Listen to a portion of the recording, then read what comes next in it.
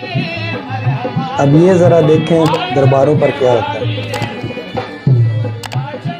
اور ان لوگوں کا یہ عقیدہ ہے کہ بزرگ جو ہے وہ لوگوں کو برا کام کرنے سے روکتے ہیں، اور یہاں پہ دیکھیں کیا کام ہو رہے ہیں، عورتیں ناچ رہی ہیں ان بزرگوں کے درباروں پر مردوں کے سامنے۔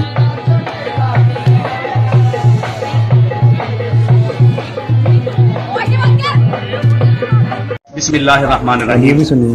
جی ایک افسوسناک واقعہ پیش آیا ہے، جس مقصد تو میں ویڈیو بنا رہا ہوں صرف وہابیاں دی صلاح واسطے۔ کام تو جڑا ہونا سی ہو گیا ہے، اللہ تعالیٰ بے ہدایتیاں نو ہدایت نصیب فرمائے۔ یہ ساری انوار مدینہ مسجد ہے، مرکزی مسجد اس علاقے دی، تے گلا بھی بڑا ماشاءاللہ تگڑا لگا، کافی ادھر پیسے ہوندے نے۔ تے گزشتہ رات کوئی جاہل، کوئی بد نصیب بد وقت چوری کر گیا ہے، گلا توڑ گیا ہے، جنہوں نے پیسے ملے نے وہ سارے لے گیا ہے۔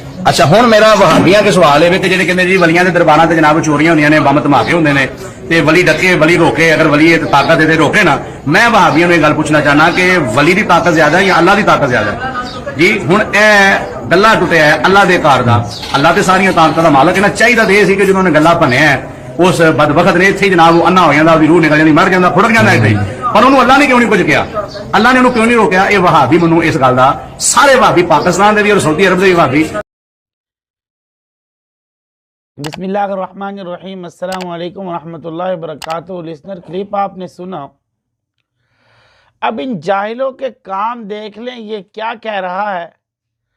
پہلے تو آپ نے درباروں کے کام دیکھے، اس کے بعد اس جاہل کا کام دیکھا۔ یہ کہتا ہے میں نے ویڈیو وابیوں کے لیے بنائی ہے کہ میں ان سے یہ پوچھتا ہوں کہ اللہ تعالیٰ مدد کر سکتا تھا مگر اللہ نے مدد کیوں نہیں کی۔ یہ بات تو ایسے ہی ہے جیسے کہ کوئی بندہ کہتا ہے وَمَا مِن دَابَّةٍ فِي الْأَرْضِ إِلَّا عَلَى اللَّهِ رِزْقُهَا وَيَعْلَمُ مُسْتَقَرَّهَا وَمُسْتَوْدَعَهَا كُلٌّ فِي كِتَابٍ مُبِينٍ، کہ جتنے لوگ زمین پہ چلتے پھرتے ہیں، دابہ ہے، انسان ہے، جو کچھ چرند پرند ہے، فی الارض زمین پہ چلنے والے ہیں، الا علی اللہ رزقها، اللہ تعالیٰ نے ان کے رزق کا ذمہ لیا ہے۔ اب یہ کہہ دیں کہ ہم اسباب کے درجے میں کچھ نہیں کرتے، ہم یہاں بیٹھے ہیں، گندم خود کٹے، آٹا خود بنے، روٹی بنے، سالن بھی آ جائے، اور پھر ہمیں کوئی کھلا بھی دے اور پھر ہضم بھی ہو جائے، ایسا نہیں ہو سکتا میرے پتر، تو مرتے سکتے ہیں مگر ایسا نہیں ہوگا۔ کیوں؟ اس لیے کہ اسباب کے درجے میں کہیں نہ کہیں محنت ضرور کرنی پڑے گی، اگر محنت نہیں کرو گے تو نہیں ملے گا۔ تو یہاں پر جو یہ کہہ رہا ہے کہ اللہ نے مدد کیوں نہیں کی،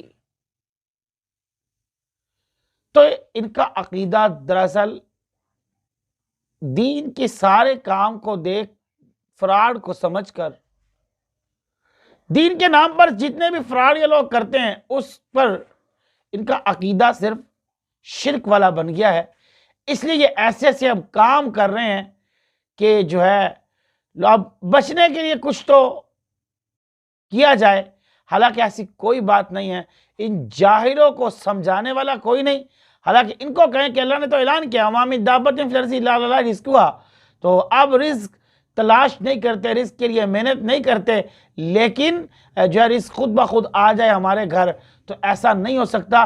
اس لیے کہ اللہ نے خود کہا ہے جو ہے رزق کے لیے جو ہے آپ پھیل جاؤ دنیا میں اور تجارت کرو۔